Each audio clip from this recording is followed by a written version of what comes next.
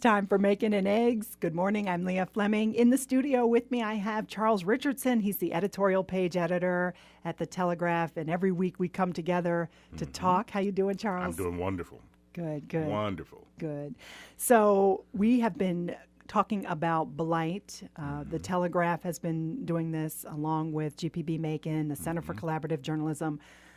For a few days, we've been just taking a closer look at this. More than a week. More than a week. Yeah. Yeah, and it's very important that we begin to find ways to talk about it as a community and address it as a community.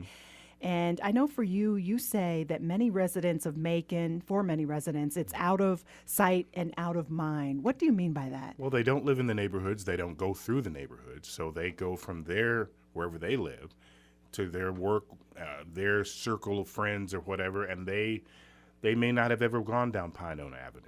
They may not have ever gone across where we are in Montpelier, cross over 75 and look to the right or to the left. They may not have known where Kings Park was located until our series came out. They may not know where the Peach Orchard is. They haven't been through there. They don't know what it looks like. But I can tell you there are places in Belize that look better. In Belize? Yes. And that was what was striking for me when my wife and I went there, was that there were places that looked like Belize in Macon, Georgia. And if we were aware of that, then we would have said, wait a minute now, something's not going on right here. What's happening? And for decades, we haven't done that. Now, I know you also say the divided nature of Macon has taken us down this path. Yes. What do you mean? Well, it's sort of that out of sight, out of mind is that you look not just in Macon and Bibb County, but throughout our country, there is a divide. It's racial and economic. And those people over there, I don't have to worry about. But one thing this series has that we've been doing has brought out is that there is a human component to all of this. And that human component is something we ought to care about, something we ought to help those that find themselves in a condition like that, living in a place where the roof is caved in, that we ought to try to help them do something about it. Yeah, we heard from so many people through the Telegraph stories and folks that we've interviewed. We interviewed Judge Faulkner, who grew up not far from here. Right. And talking about his childhood home and what it looks like today and what that community used to look like near Mercer, where he used to be able to walk around the community at night, him and his friends, and now to look at it, it looks like a ghost town, and it looks like, it just looks very beat up. Well, there are people that can inject themselves, and Mercer has done that.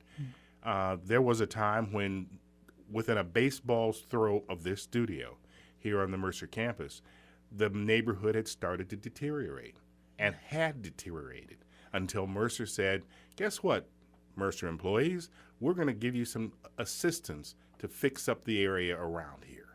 And that has happened. And that is, I think, a plus for Mercer. It's also a plus for the community because those professors and people live around the school, they're more accessible to the students. And it saved the surrounding area. The effort at Beals Hill that they're doing that has been going on for more than a decade. All of those things, you can step into a neighborhood and try to help it out. What do you think that people, or what do you hope that people will learn about this issue of blight? And well, really, was the series worth it? Was it? I think it was maybe one of the most monumental things that we've done, because it's opened up, I think, a lot of eyes to what's been going on and how it's developed. Because blight is only a few steps from a lot of people's doors.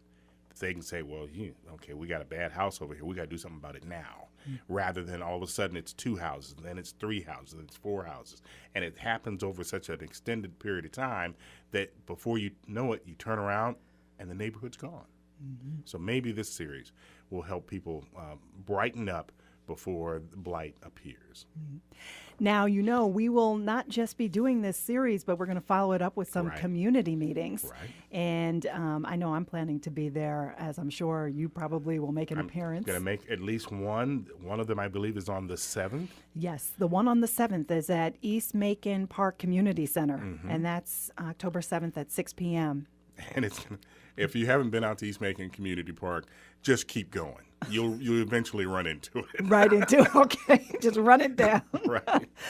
And the other community forum on blight is October 6th at 6 p.m. at the Woodruff House, which is downtown Macon. So, and these will be opportunities for the community to come out and talk about it some more with us. And where do we go from here? Well, that's the big question. Have we awakened as a community to the point where we want to go somewhere from here? But I can guarantee you, if we don't want to go someplace from here, blight is something that can't be stopped if there's not an effort to stop it. All right. Charles Richardson, editorial page editor at The Telegraph. And as always, you don't just have to listen to us. You can also go online and see the video from the studio. It's macon.com or it's gpb.org/Macon. And we both like to thank you all for listening and for watching. Yes. And you can always talk to us. That's right. How can folks talk to you, Charles? Well, my Twitter is, what is my Twitter? It's let me see. C. Richard, at C. Richard 1020. That's it. And my email address is crichardson@macon.com. And you can even hit me on Facebook. And it's just Charles Richardson. On Facebook. All right. And I'm at Leah Radio. And, of course, you can always find me here at gpb.org/Macon. I'd like to hear from you. Yeah. All right. Thanks so much. We'll do it again next week. Okay.